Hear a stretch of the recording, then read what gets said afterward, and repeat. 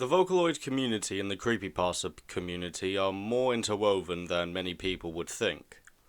Most people look at Vocaloid and only see the surface level of what is in all reality a far darker and deeper rabbit hole. Songs like World Is Mine, Electronic Angel and Triple Baka are what most people see when they first become introduced to this genre of music. However, go further down and you will find songs that push the boundaries of what music is capable of.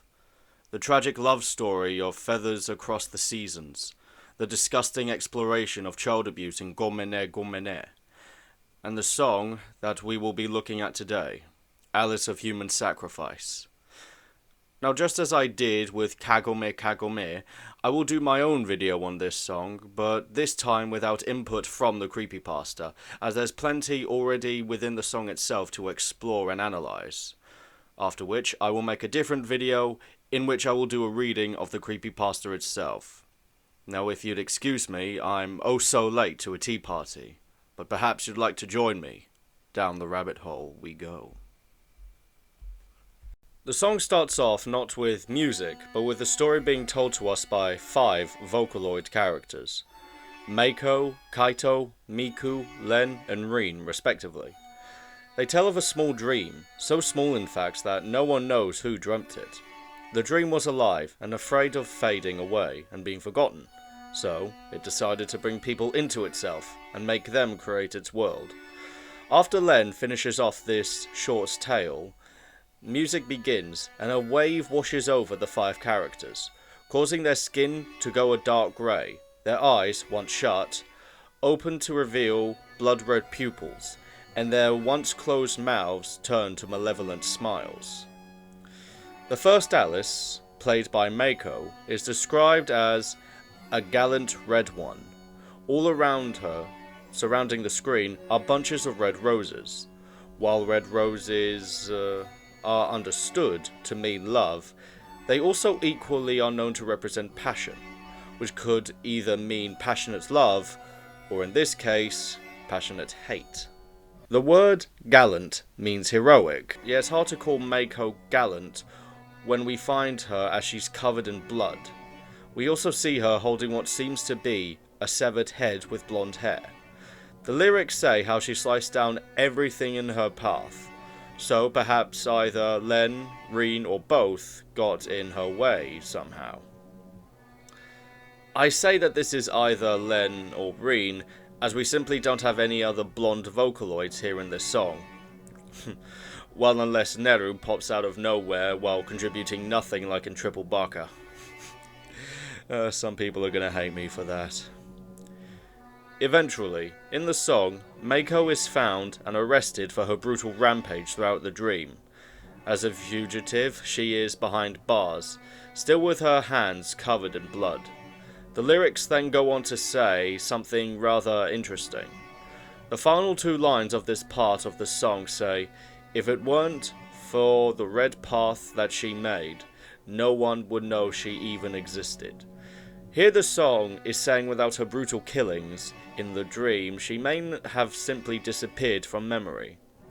It is my belief that this relates her to the dream itself. Meiko is claiming the lives of others within the dream to make herself be remembered by its denizens, much like how the dream brings people into itself to stay alive. Almost like a parasitic life form that has attached itself to the dream. The fact that it's either Len or Rin that she killed supports this idea. Now we've reached the part of the song sung by Kaito. As Kaito is known for the colour blue, we will be looking at the meaning of blue roses. That being mystery, secrecy, pride, and unrequited love. For now, only one of these meanings will be investigated, with another being seen at the latter half of this section. That being pride.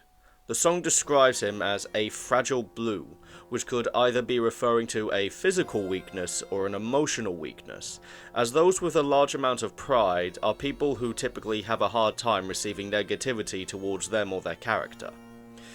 But I'm losing track. Let's continue. Kaito, in this song, is a singer, whose music seems to hold some kind of power over those within the dream. The lyrics say, filling regions with so many false created notes. So here we are, the person associated with lies, pride, and music. There is a mythological figure we can draw from when looking at these three traits, that being Lucifer Morningstar. While there is some contention when it comes to Lucifer's connection to music, it is still very much worth mentioning when considering the other two traits. While Mako's Alice wanted to gain power over the dream by cleaving her way through it with murderous intent, Kaito's Alice wants to gain control by spreading some kind of falsehood via music. I believe that falsehood is love. Kaito's music in the song, or at least within Wonderland, could be music of love, singing of love in the dream, while in all reality, Kaito's Alice is bereft of such love, merely using this music and the love it inspires in others within the dream to gain control over it, much like how Lucifer within the Bible attempted to manipulate the angels. But later, we see how this backfired on him. Kaito's Alice dies by the gun of a madman, with the lyrics saying, "He was shot and killed by a madman. It left a flower blooming sadly red, and the one who was loved was now forgotten." Kaito's Alice is a blue rose of unrequited love. The madman is someone who fell in love with Kaito and his music, but when the madman's love was rejected, he shot Kaito's Alice with a red rose of both passionate love and passionate hate, painting the once blue rose red. Now that his music has stopped, Kaito's Alice is now to be forgotten.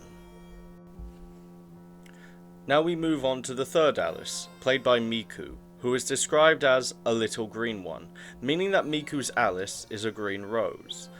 While I find it hard to see Miku's green coloration in the song, I suppose with Kaito here you can't have a blue and slightly lighter blue rose.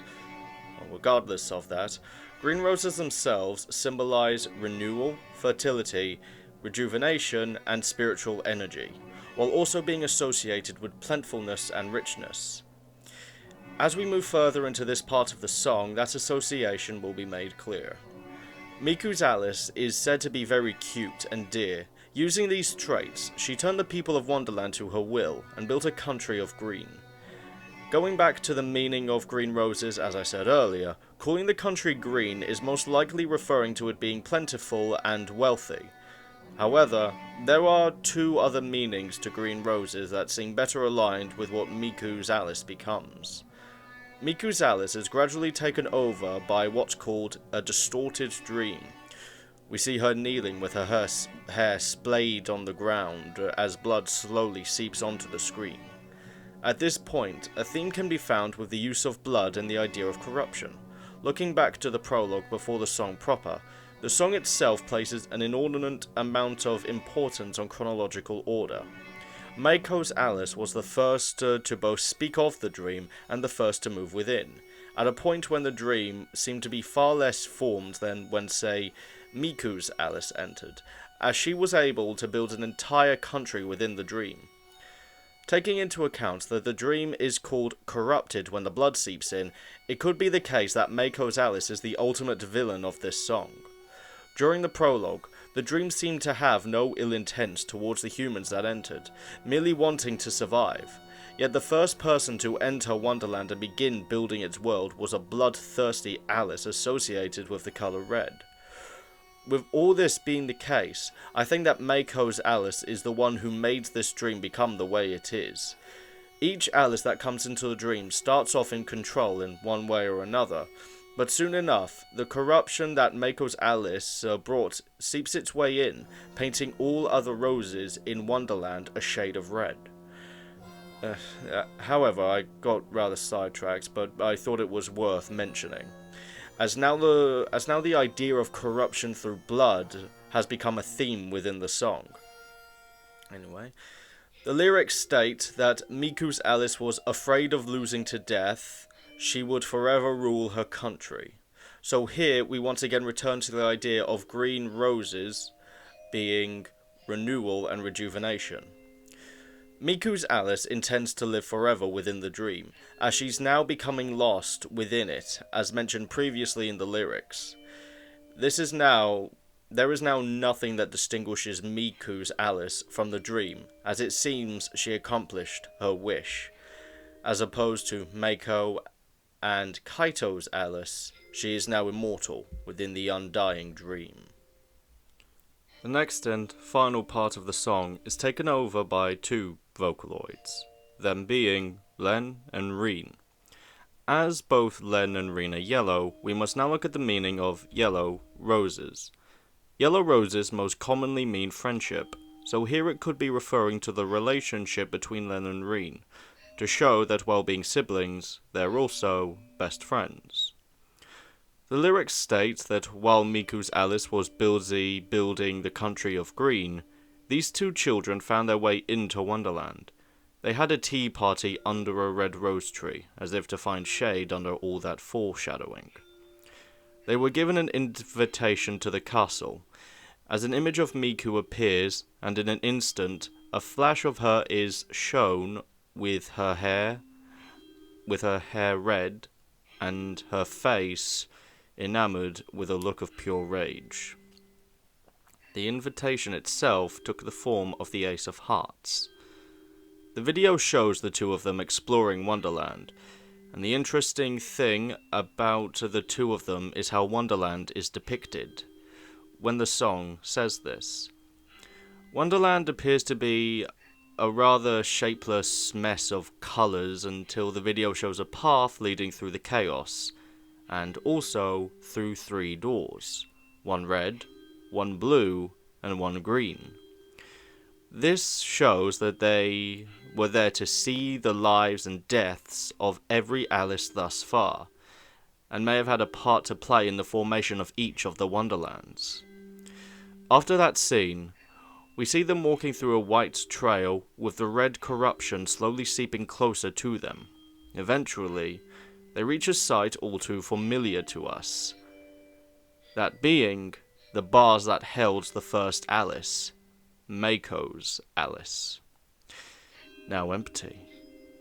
Then, the music is suddenly replaced with the sound of rustling leaves. The twins look back to see a shadow moving in, closer and closer, with fear in their eyes. Suddenly, Meiko's Alice appears with a toothy, malicious smile on her face.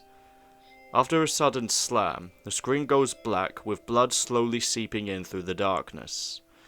The music begins again with the lyrics, "They were never awoken from their deep dreaming, forever they wandered in Wonderland," ending with a silhouette of Meiko's Alice swinging her sword down on one of the twins. The singing ends, but the song continues, with the video showing silhouettes of each of the Alices. Meiko, smiling and covered in blood. Kaito, hands covered in blood and red roses. Miku, with red hair and a toothy, angry snarl, and the twins' legs, with blood surrounding them. With the music continuing past the lyrics, the video has one last sight to show us. First, an image of Meiko with the Japanese word yamai set over it, which, according to Google Translate, means disease. Next, an image of Kaito with the word tulei, which, once again according to Google Translate, means bridge in Filipino. Then, an image of Miku with the letters RE:*A, which, from what my research tells me, is possibly referring to a case in which two conjoined twins were separated in the UK. The site I used to research this is called lawteacher.net if you're interested, but I'll still tell you a shortened version of the case here. The twin sisters were only known as M and J. M had several health issues, such as brain abnormalities, no lungs, and she was being supplied with blood solely by her sister. The doctors and court ruled that it would be best if they were separated. despite this resulting, most likely, in M's death. But it would allow J to live a normal life. Using the analogy of M being a patient on life-sustaining treatment, but with no hope of recovery. While the parents of the girls did fight this, the court still ruled in favour of the operation, as they believed it would be the lesser of two evils. Next, a picture of Rin with the Japanese word sakura, meaning cherry blossoms, and finally Len with the letters USA appearing. The reason as to why USA has a place here eludes me. The song then finally asks, who will be the next Alice, over a picture of all 5 characters. And the song ends. Now, when trying to figure out the meaning of a song that is this ambiguous, there are certain things you have to be wary of. For one, you have to separate the story and meaning of the song from the creepypasta that was written about it. The creepypasta states that each Alice is represented by a playing card. For Meiko, a Jack of Spades, for Kaito, a King of Diamonds, for Miku, a Queen of Clubs, and for Len and Rin, an Ace of Hearts, with each of them holding half. This idea most likely comes from the lyrics saying how they each held the Ace of Hearts near the end of the song. However, from what I've seen, this is the only instance of playing cards being used within the song. Now, there can be 2 possibilities with the meaning of the song. One possibility is that the song merely doesn't have a story, and exists as its own entity without room for metaphor or symbolism. But that's not how I like to do things here, so I'm going to try and ascertain whatever I can, using exclusively details from the song and not any external information such as the creepypasta or any theories there are about the so-called Alice killings. In the story/plot synopsis of the song, I theorize that the dream itself is not evil, but is merely the product of those who enter it. As the song was very particular with who speaks at what time, that could be the best starting point for theorizing the nature of the song's story. By this idea, Meiko's Alice was the first to enter the dream, and by that logic, had the most initial influence over what kind of worlds this dream would become. Meiko's Alice is shown to be both wrathful and bloodthirsty, as she's painted the dream red. I don't have much knowledge on Alice in Wonderland itself, but from little I do know from American McGee's Alice games and the parts from the Disney classic that I vaguely remember from primary school, Alice herself is depicted painting white roses red, with white roses symbolizing purity, innocence, and youthfulness. Meiko's Alice could be painting the once pure, innocent, and youthful dream with a murderous red intent. This idea of Meiko's Alice being the murder of innocence and youthfulness might also be seen in the murder of the twins. While the twins are depicted getting killed by Meiko, they continue to live on within the dream. The once chipper tune that accompanied them becoming twisted and sinister, their innocence has died in Wonderland, and this may be the crime that resulted in Meiko's punishment. Kaito sought to control the dream through music, but was killed by one who painted him red. Miku succeeded in ruling the dream, but at the end of her part in the song, you see a flash of her with red hair. And the twins were literally killed by the woman who made the dream the blood-soaked hellscape that it became. So, where does this leave us in regards to the song's meaning? I think the meaning of the song is about the immortality of rage.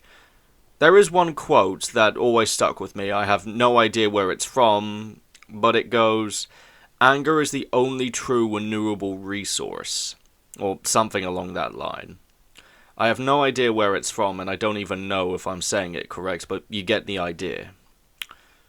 Perhaps, through those same emotions, the dream found a truly renewable resource of energy, one that will allow it to live for eternity. Corrupted, but alive. Now comes the part where I go off script. I don't feel like there isn't much to say that I haven't already said in the explanation for the song's meaning. The nature of anger is something that can either create or destroy. It's much like fire. Without anger, there wouldn't be any justice, and without justice, there wouldn't be law, and without law, there wouldn't be society. In our modern age, we try to repress anger. We try to say that it's a vile and dark emotion, one that we shouldn't give any power to. But anger is as much a tool as it is a weapon. It can be used to build great civilizations and in the hunt for justice, because without anger you can have no justice. And much like another quote that I remember from an anime I haven't watched, and people are going to kill me for not watching, which is Naruto, I remember this one quote saying how anger is born in order to protect love. And I think that perfectly sums up the nature of anger itself. Without love, there can be no anger. Much like how without warmth, we can have no conceptualization of the cold. So perhaps next time rage takes you, don't try to bury that rage, but try to figure out why you're feeling that way. Then once the rage is settled, try seeing if it's truly a reasonable response to your current situation, and if it is, think on how you may change your situation for the better. Thank you for watching.